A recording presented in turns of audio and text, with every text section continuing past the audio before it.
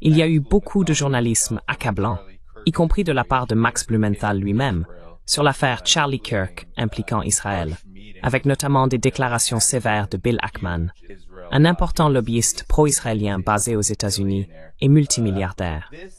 Le cas de Charlie Kirk reflète quelque chose de bien plus vaste. Compte tenu des nombreuses spéculations et désormais des enquêtes qui mènent à des points d'interrogation potentiellement accablants.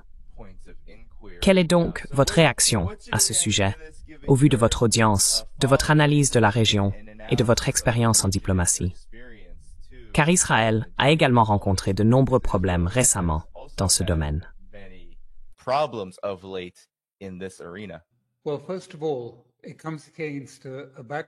Eh bien, tout d'abord, cela intervient dans le contexte de la conférence du Parti national conservateur qui s'est tenue très récemment aux États-Unis. Les conservateurs, je veux dire, ils sont actuellement un groupe assez divisé, et ils se sont encore plus divisés lors de cette réunion.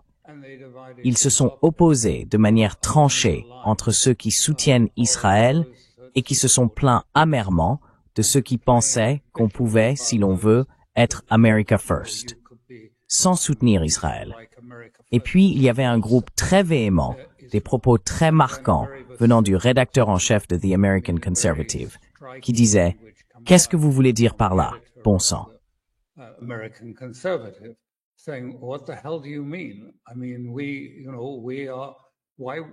Je veux dire, pourquoi le soutien à Israël devrait-il faire partie d'une politique America First?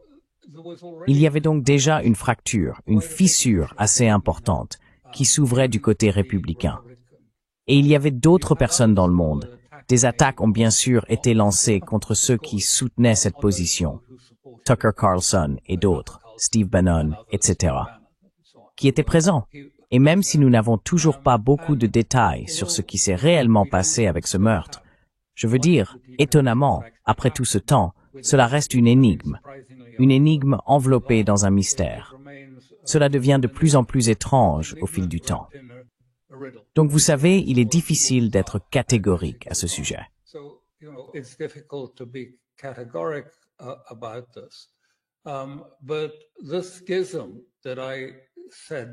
Mais la scission que j'ai mentionnée, qui commençait déjà à se dessiner parmi les conservateurs républicains, semblait se refléter chez Charlie Kirk et surtout parmi ses partisans.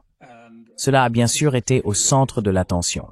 Maintenant, s'il existe ou non un lien entre son assassinat et cette scission au sein du Parti conservateur, nous ne le savons pas. Il est impossible de le dire avec certitude, mais nous savons qu'il y avait des tensions croissantes. Nous avons vu des rapports et nous avons reçu des informations de personnes comme Max Blumenthal et d'autres, selon lesquelles il y aurait eu une grosse dispute à propos de son apparente prise de distance vis-à-vis du soutien à Israël. D'autres affirment que ce n'est pas forcément le cas.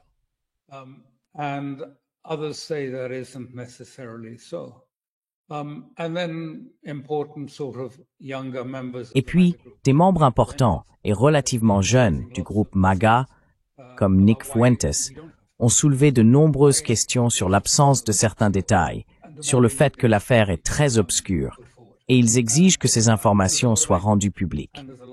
Il y a beaucoup de colère, et une grande polarisation est en train de se produire. Une véritable colère des deux côtés, que ce soit du monde libéral ou des conservateurs. Et je pense que cela va avoir deux conséquences. Premièrement, quelles que soient les circonstances, quoi qu'il ressorte de cette affaire concernant la mort de Charlie Kirk, cela a tout de même ouvert de façon massive la question suivante. Est-ce l'Amérique d'abord ou Israël d'abord? Et que ce soit lié ou non n'est, vous savez, pas vraiment important.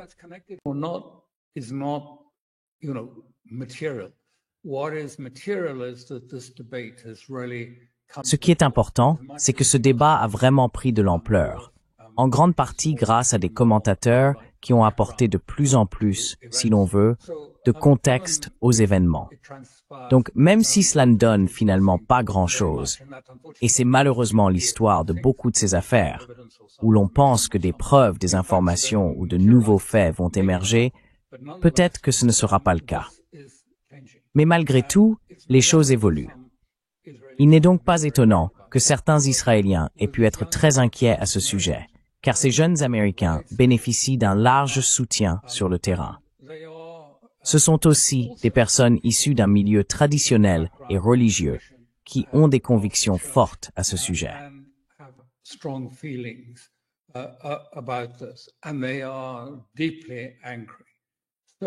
Et ils sont profondément en colère. Donc, je dirais que la première chose, c'est que vous savez, le génie est sorti de la bouteille. Cette question qui était en quelque sorte restée sous le tapis, qui n'était pas vraiment dans le domaine public, est sortie de la bouteille, et elle est là. Et il ne sera pas facile de la remettre dans la bouteille. Je pense donc que c'est l'un des points les plus importants. Je pense que la deuxième chose, c'est que, d'une certaine manière, si l'on repense à cette conférence nationale conservatrice il y a quelque temps, il y avait un sentiment que les républicains devaient se redéfinir. Je parle des jeunes républicains. Je ne parle pas de la branche pro-israélienne, mais des jeunes, si vous voulez. Les jeunes républicains voulaient se définir, et ils devaient trouver une façon de le faire. Et donc ceux comme Nick Fuentes, qui semblent avoir un énorme soutien parmi les MAGA, disaient très clairement, écoutez, ce n'est pas le moment de prendre les armes.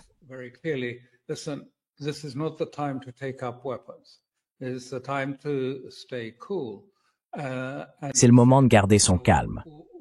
Et il a dit, vous savez, on peut peut-être trouver ce petit espace pour un consensus, ou peut-être pas. Cela dépendra de ce qui se passera. Mais il a dit que ce qui est très clair, c'est que nous devons vaincre, nous devons détruire les personnes qui ont été antagonistes, celles qui, si vous voulez, ont poussé à cette guerre. Et il a effectivement, je pense que c'est le point essentiel qui en ressort, et qui va devenir, si vous voulez, un nouvel ennemi. Ils ont défini le nouvel ennemi, à savoir l'extrême gauche, très radicale, encline à la violence, qu'ils considèrent comme une menace. Ceux de la gauche qui les ont traités de fascistes et les ont insultés pour leur état d'esprit. Pas toute la gauche, et ils sont très clairs là-dessus, mais ceux qui ont adopté cette ligne radicale et agressive.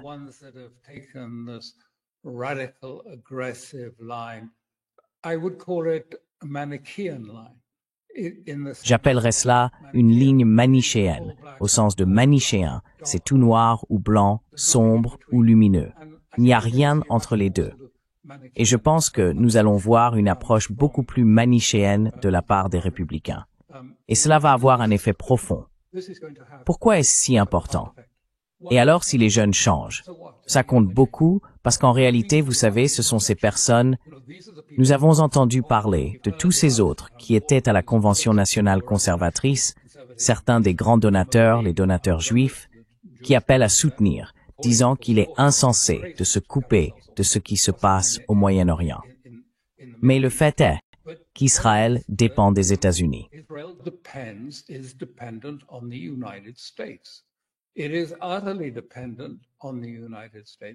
Elle dépend entièrement des États-Unis. Son identité, ce sont les États-Unis. Je veux dire, le grand Israël, c'est en grande partie les États-Unis et Israël, du moins selon leur point de vue.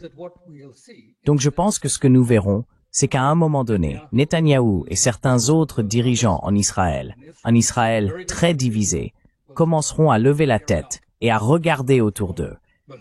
Et ils verront, vous savez, ces jeunes Américains, ils sont sur le point d'accéder à des postes de pouvoir aux États-Unis. Ils occupent déjà des postes d'influence, une grande influence dans certains cas, mais ils vont accéder à des postes de pouvoir. Et quand cela arrivera, ce sera fini, parce que Netanyahou découvrira qu'Israël a perdu l'Amérique.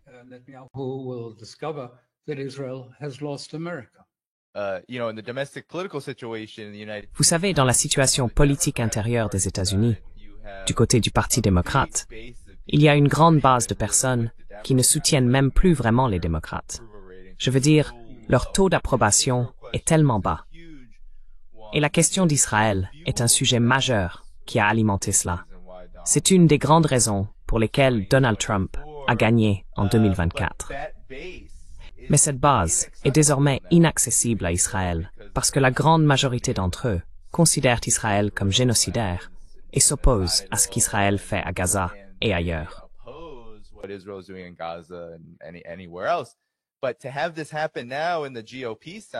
Mais que cela se produise maintenant du côté républicain, du côté du GOP, signifie que la grande majorité du corps politique aux États-Unis s'oppose désormais à Israël.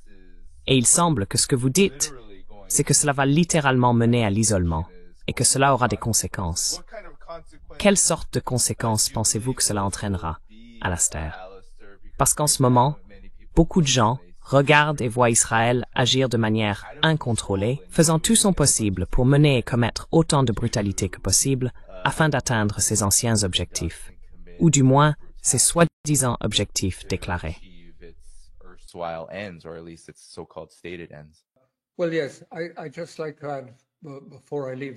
Eh bien, oui.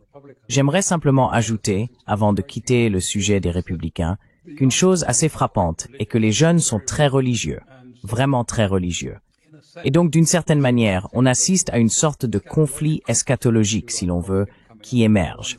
D'un côté, l'eschatologie d'Israël et du Talmud et de la Torah, et de l'autre, celle du Nouveau Testament. Cela lui confère donc une nouvelle identité, une identité légèrement différente. Lorsque vous posez la question de savoir ce qui va se passer, je pense que c'est assez clair. Israël est profondément, profondément divisé. Je veux dire, c'est pratiquement au bord de la guerre civile.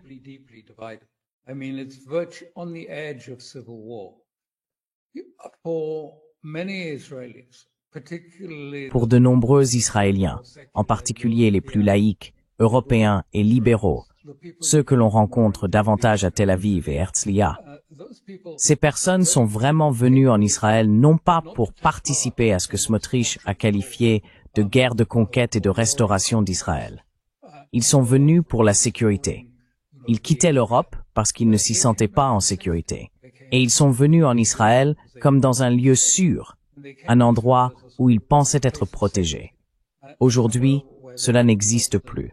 C'est complètement fini. En réalité, cela s'est terminé le 7 octobre il y a 2 ans, mais aujourd'hui, il y a encore plus ce sentiment que, vous savez, comment vont-ils se protéger alors qu'ils sont en guerre avec la majeure partie du Moyen-Orient? Je veux dire, ils ont attaqué, je crois, 6 pays, ou au moins 6 endroits, ces dernières semaines.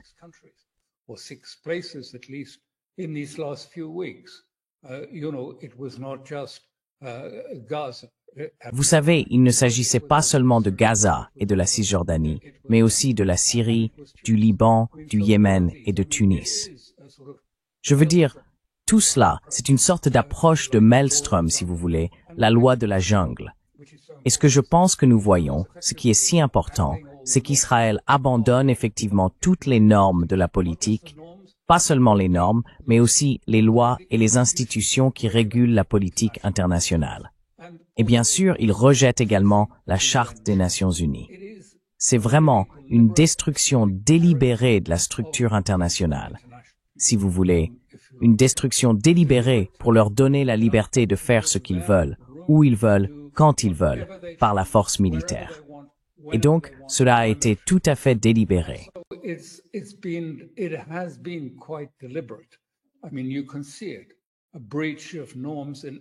Je veux dire, c'est visible, une violation des normes dans tous les domaines. Je veux dire simplement, vous savez, à quoi servait l'attaque contre l'Iran? Eh bien, il y avait de nombreuses raisons, mais l'une d'elles était de montrer qu'ils pouvaient aussi briser cette norme, ainsi que d'autres.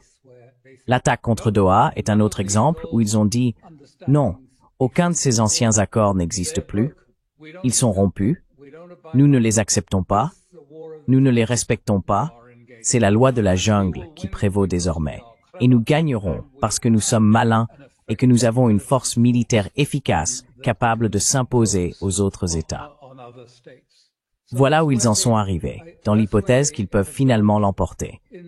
Il manque une pièce à cette victoire, et nous savons tous laquelle. C'est l'Iran.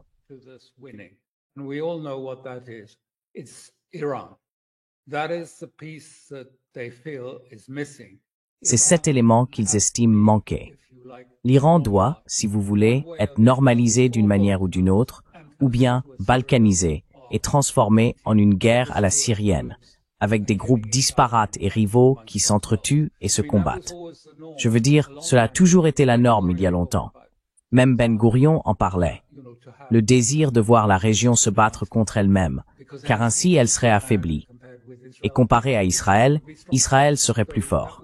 Cela a donc toujours été la perspective. Et c'est la partie manquante. Je pense donc que nous allons assister à une intensification de cette stratégie. Ce qui est assez évident, et il y a eu un article à ce sujet tout récemment, c'est que bien sûr, Netanyahou et ses alliés sont conscients de la mauvaise image dont souffre Israël.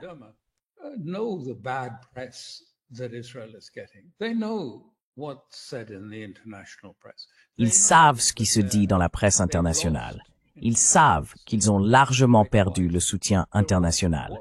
Mais ce qui a été dit dans cet article, qui à mon avis a été écrit par quelqu'un de bien informé, c'est qu'ils s'en fichent.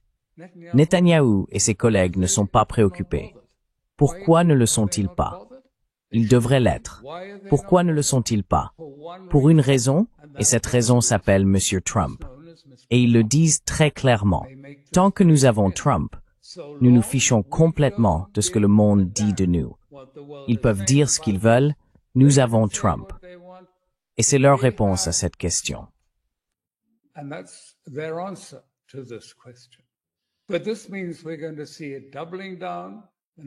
Mais cela signifie que nous allons assister à un renforcement de leur position, et ils continueront à s'entêter et à repousser les limites aussi fort et aussi loin qu'ils le pourront pendant cette période. Donc, vous savez, cela soulève d'autres grandes questions que nous avons, en quelque sorte, évitées. Cela soulève la question de savoir pourquoi les États-Unis n'ont pas cherché à critiquer ou à restreindre les actions militaires d'Israël qui sont clairement illégales et contraires à toutes les lois humanitaires. Pourquoi cela s'est-il produit? Et pourquoi voyons-nous alors les États-Unis non seulement éviter de critiquer Israël, mais en fait adopter bon nombre de ces méthodes de guerre? Ce sont les États-Unis qui ont usé de ruses pour attirer, si vous voulez.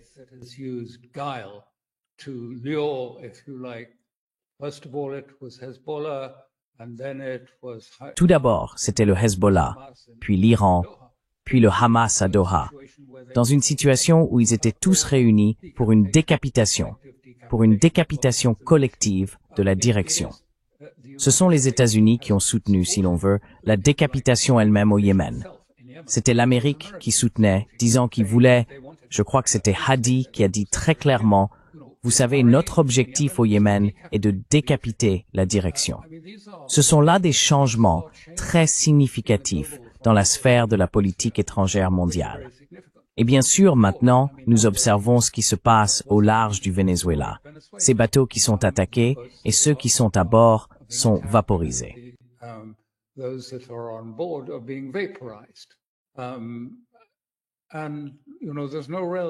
Et vous savez, il n'y a pas vraiment de détails concrets. Alors, que se passe-t-il? Je ne sais pas, mais il semble que M. Trump soit très frustré par la situation dans laquelle il se trouve et qu'il n'obtienne pas les succès en politique étrangère ou en effet dans la guerre financière qu'il espérait. Il semble se tourner vers M. Netanyahou qu'il admirait beaucoup et chercher à l'imiter, notamment dans ses stratégies militaires. Et l'arrière-plan de tout cela, les raisons pour lesquelles Trump semble incapable de s'éloigner de ce soutien total, nous ne les connaissons pas. C'est un autre point d'interrogation et un point très important dans cette situation. Cela le met aussi, il faut le dire, en tension directe avec sa propre base, car il continue de soutenir.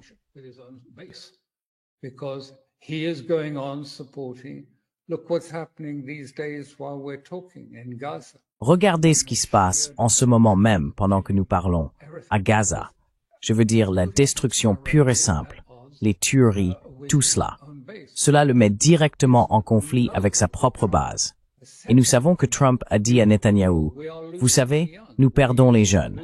Nous perdons les jeunes. » Et il reconnaît l'ambiance.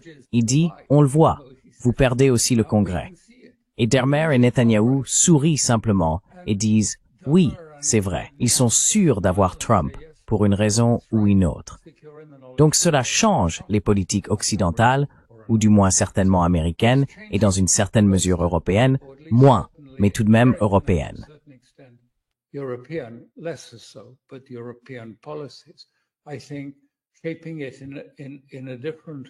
Je pense qu'il s'agit de façonner cela dans un monde différent, en dehors, si vous voulez, de la Charte des Nations Unies, du droit international et des anciennes conventions, la Convention de Vienne et les autres traités qui ont régulé la vie. Mais ce qui a choqué le public, c'est ce qu'a dit Netanyahou. Il a affirmé qu'en réalité, nous sommes un peu plus intelligents maintenant. Israël est devenu un peu plus intelligent et nous devons nous habituer, et vous devez vous habituer au fait que nous sommes assiégés. Nous ne pourrons plus, vous savez, vivre aux dépens d'autres États, commercer avec d'autres États comme nous le faisions auparavant. Et en effet, les Européens ont même commencé à aller dans cette direction, lentement, comme d'habitude. Mais ils avancent prudemment dans cette direction.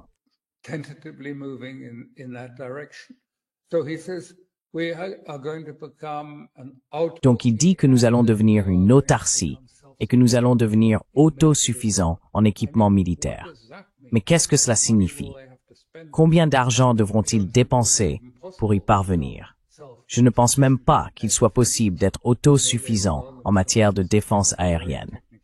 Je sais qu'ils se considèrent comme très innovants sur le plan technologique, mais même les systèmes de défense aérienne qu'ils possèdent actuellement ne sont pas vraiment très performants. Alors, que va-t-il se passer? Et puis bien sûr, nous allons passer à l'étape suivante, à savoir la guerre avec l'Iran. Et cela va être une affaire vraiment très très importante. Et je pense que ça va changer le cours du Moyen-Orient.